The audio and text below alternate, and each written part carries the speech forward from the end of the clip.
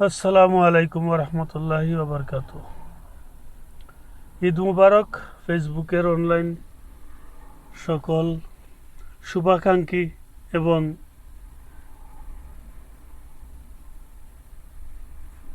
Friend বন্ধু যারা আছেন সবাইকে ঈদ ঈদ মুবারক।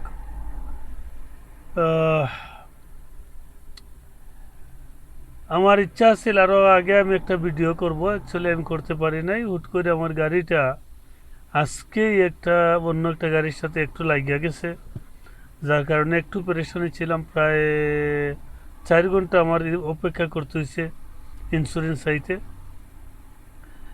এই জন্য হয় নাই, ভিডিওটা আমি করতে পারি নাই।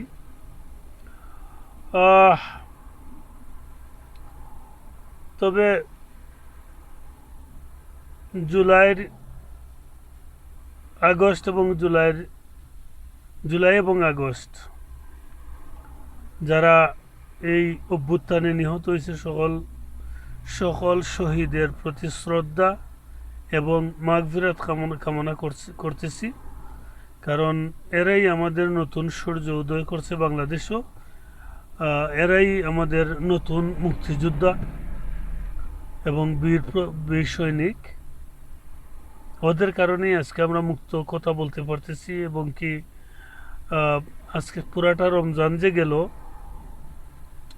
কোনো অভিযোগ নাই, সবার মনও শান্তি। কেননা সবাই এই যেগুলা সবজি থেকে নিয়ে, আনাজ তরকারি থেকে নিয়ে পেঁয়াজ আলু সব কিছুই মানে এত সস্তা হয়তো 10-15 বছরের মাঝে কেউ দেখে নাই।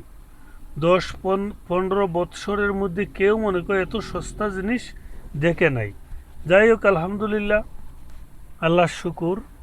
হয়তো এই রেজিম এতদিন থাকতো, এতদিন পরে এতজন মানুষ হত্যার পরে পলায়া যাইতো। ওটা যা কিছু হয় আল্লাহ তালার হুকুমেও হয়। তবে কোনো মতেই আওয়ামী লীগরে ব্যাক করানো যাবে না, কোনো মতেই না।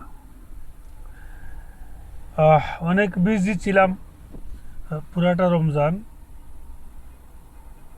আর কালকে তো ঈদ, অ্যাকচুয়ালি কালকে ঈদ, অথচ আজকে আমার গাড়িটা একটু লাগছে। আমার বহুত মানে এই জন্য একটু কষ্ট হইতেছে,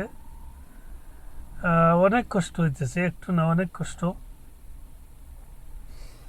গাড়িটা 2025-এর মডেল। আমি চাইছিলাম না গাড়িটা লাগতো,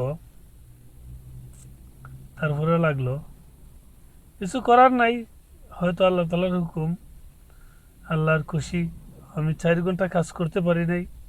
4 ঘন্টা কাজ করলে হয়তো ভালো একটা ইনকাম হইতো। কারণ না, এসার পরে পরেই আমার গাড়িটা লাগছে। আর এসার পরে তো প্রচুর মানুষ হারামো।